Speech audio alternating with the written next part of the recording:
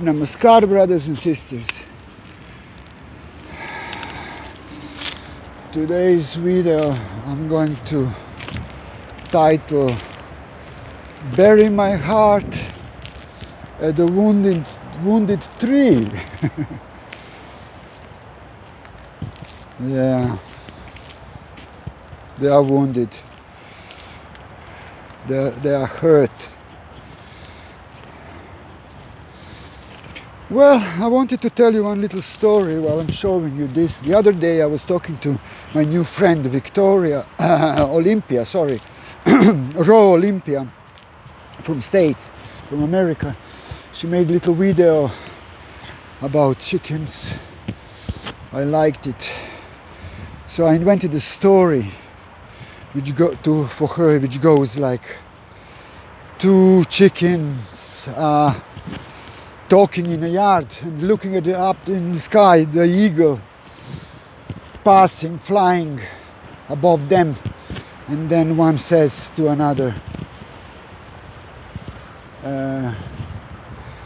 you know, dear, we used to be eagles in the past, but we are getting food and housing ready from the owner of the farm,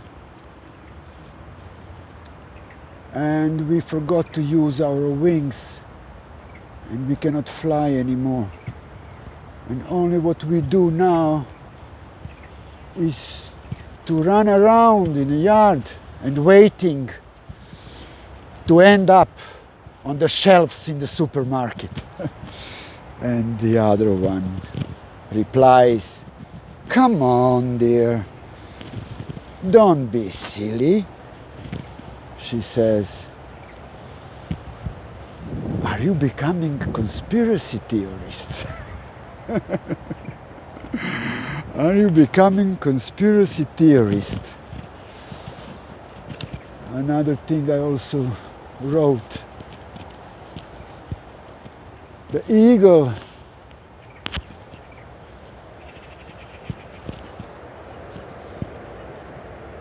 is special bird. Nobody dares to attack eagle except crow. Crow is the only bird which attacks eagle, and she does it climbing on his back and poking him on his neck. But the eagle doesn't care. He immediately just takes off very high. And he goes to the very high altitude.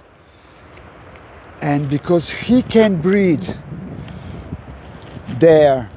up there, and the crow can't, she falls off his back, and very often she gets killed because of the lack of the oxygen. So my message was, let's be eagles. Again, let's learn to use our wings and to learn to fly again, and then we will fly very high, and we will get rid of these parasites who are poking us, exploiting us, torturing us, taking our freedom, our dignity now as well, taking everything they can from us.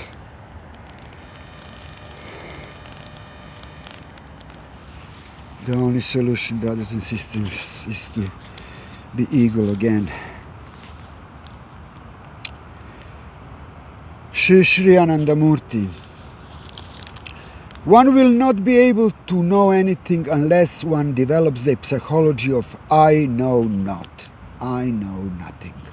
It is the fundamental spirit of the true aspirant. When intuition is developed, you become one with the Supreme Consciousness. You become omniscient, all-knowing, even if you do not require any physical body. You You don't need to go through so many books. The universe is within you. You are all knowing. You will know the history of the Spain without going to the books. When your existence comes in close proximity to existence of the Supreme Consciousness, when both of the nuclei coincide, you get what you want, and that is called salvation. Be one with Him and know everything. If you want to know all, try to know one.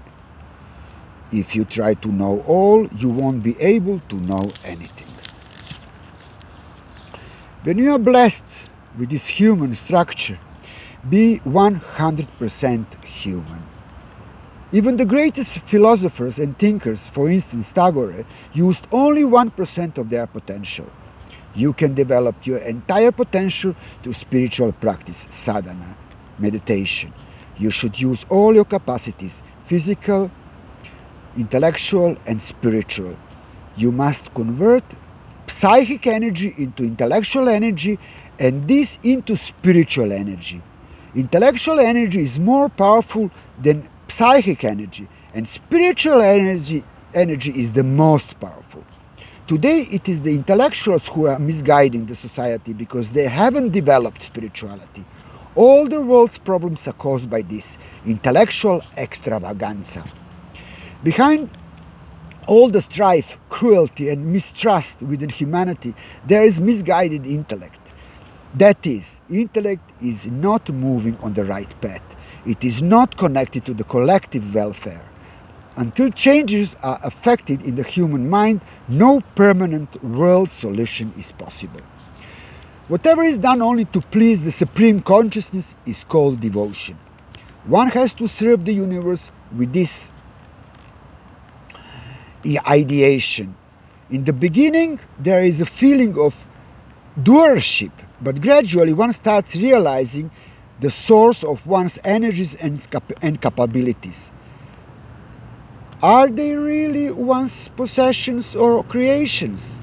Even the strongest of wrestlers becomes frail and is unable to speak if he does not have food for a few days.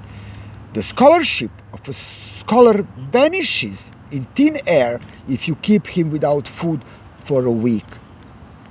Thus all your knowledge, intellect, capacity are dependent on him. That is why there is nothing for person to be proud of. The moment one understands this, one is in devotion, and then alone one will be able to realize that one is working according to the wish of the Supreme with one's intellect and capacities. This is the sign and feeling of staunch devotee. Learning or knowledge of any other assets is not necessary except only two things: implicit faith and sincerity. Arouse those two things through your willpower, and victory is yours. To become self-purified, one has to make some effort. This effort is known as sadhana, spiritual practice, meditation. The greatest sadhana is that which comprises devotion, action, and knowledge. The middle in sadhana is that which comprises devotion and action, and the lowest sadhana is that which comprises only tall talks. Knowledge cannot exist without action and devotion. That which does exist is the junk or garbage of knowledge. The ability of spiritual aspirant is not assessed on the basis of one's common or worldly knowledge. It is assessed on the basis of the firmness or steadiness of one's knowledge, devotion and action. By steadiness, I mean unflinching intensity of zeal or earnestness. Suppose there is a big garden of mangoes and both the intellectuals and devotees arrive there at the same time. The devotees climb up the trees and begin eating mangoes to their heart content. But the intellectuals only watch from a distance and start analyzing how many branches the tree has, how many sub-branches, and so on. They engage themselves in counting, and later they find that there are no mangoes left. All have been eaten by devotees. Sri Sri Anandamurti. I love you all, brothers and sisters. My only message for you today is be eagles and fly high. Namaskar.